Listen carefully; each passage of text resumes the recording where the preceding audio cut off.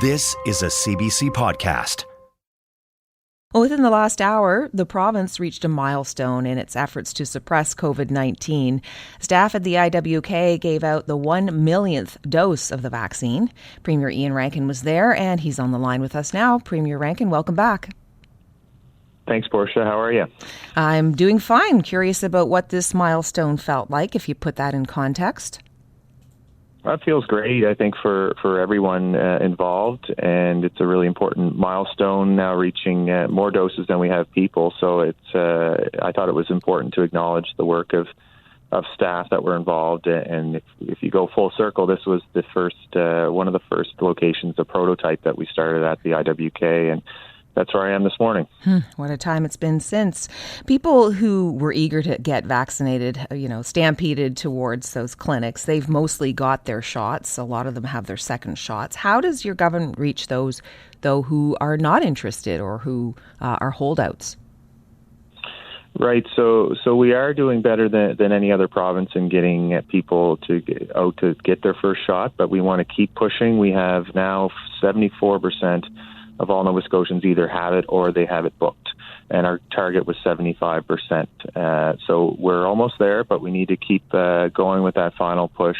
The walk-in clinic at the convention center was one of the ways that we thought that would be advantageous for some that wouldn't have booked their shot. Maybe they come from like a student that doesn't have a health card, for example. They can walk right in. People that have shift work that don't have a predictable schedule. But we also have more pop-up clinics in Berwick and Canning and Shelburne across the whole province, and we've extended hours out. So that's the final push. As we still do majority second doses, we still want Nova Scotians to get out and get their first shot. And any other campaigns planned to reach people who aren't just going to pop into a clinic? They actually plan not to get vaccinated. There is some social media push and just ensuring that we're continuously talking about the importance of protecting not only yourself but your communities. One of the things I'm hearing, and I've stopped into some pharmacies that are also seeing first dosers, is that people realize that in order to travel and do the things that they normally would like to do, that they will require vaccination. So we are seeing people that originally weren't planning to get their shot coming out now. So it is, we need more people to come out, and we'll continue to push for that. And people are already, wondering about school in the fall. Right now, vaccinations aren't approved for kids under 12. Is it your hope, Premier, that herd immunity will protect them, or will kids really need vaccines if enough other people have their shots by the fall? We go with what is approved, and currently, as you say, 12 and up is approved for Pfizer, and it could be the case for Moderna as well. So we're focusing on really increasing the percentage of those eligible, and that allows us to have the broader percentage higher of herd immunity, and we have a higher target than the national target to get there. So that speaks to the importance even more of those that are over the age of 12 in order to protect our whole population to get their shot. The target being 85%? Correct, yes. So starting today, you mentioned travel, Premier. Fully vaccinated Canadians and permanent residents can start traveling again and skip the 14-day quarantine if they've had their full course of their vaccines. How are you feeling about July in terms of risk while we're still on our way to that target? When you have 2 doses, it mitigates risk tremendously, especially getting the second dose really protects you from the variants of concern.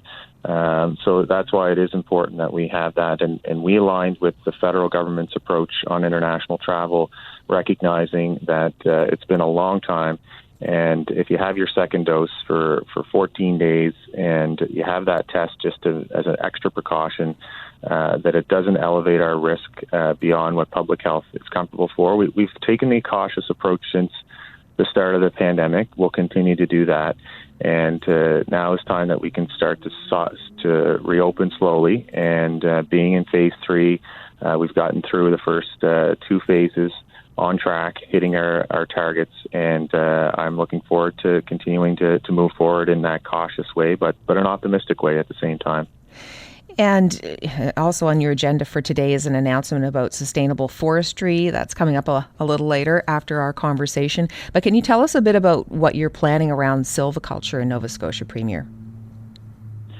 So it actually extends some of the existing program, but it also facilitates the transition that you and I have spoken about a number of times, and how we need to modernize the industry. It's a really important industry that has been around for generations in the province, but we need to evolve. And the Leahy report needs to get moving. We have a forestry, a new guide that will make sure that we have more.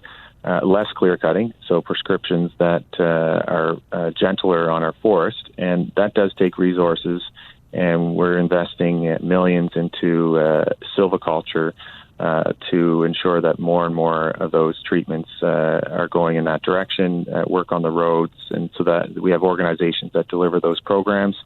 So that's what today is about, and that dovetails on the announcement recently from the trust fund that was set up to create a forestry school that does the training part, so that more and more Nova Scotians have that knowledge on how to implement the ecological forestry.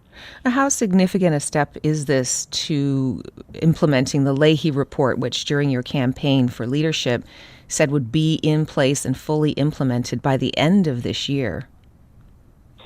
That's still the target. We have the guide that I know everyone is anticipating being operational.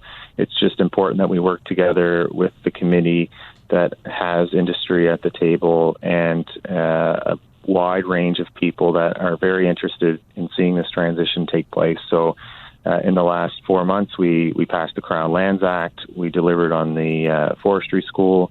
This is another step. As you know, 45 recommendations. It's a substantive report, but we need to get the fundamentals in place and get the high production leg of the triad operational. We've protected more land too, so the progress has been significant, but we do need to keep pushing in order to get it implemented this year.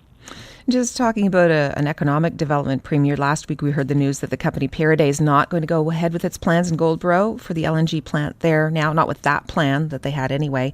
What are your thoughts around the issues that came up with that project? Yeah, there were a few different issues, environmental and safety concerns from Indigenous peoples. So I was listening intently to those concerns. We need to have safe workplaces in this province. We also need to, when we grow back a strong economy, which is our focus, that it is a sustainable one. We do have regulations in place for companies to follow.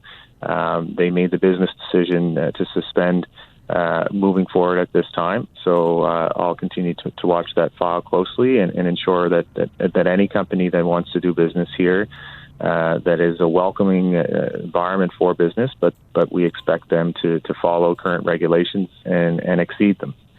And just finally, final 30 seconds we have, Premier, is Nova Scotia planning to send some firefighting resources to BC to help with those some 200 wildfires there? We are prepared to. There is a national agreement that we would step up. That was my file in Lands and Forestry. We're happy to be able to provide resources. I haven't checked with the department this morning yet, but we always step up to help our sister provinces as they do for us, and that's the Canadian way. Premier Rankin, thank you for your time this morning. Thank you, Portia. That's Ian Rankin, the Premier of Nova Scotia. He'll join Dr. Robert Strang for a COVID-19 update later today at 3 o'clock. If you're wondering about the rules around travel for Canadians, you can check out our story by going to cbc.ca. For more CBC podcasts, go to cbc.ca/podcasts.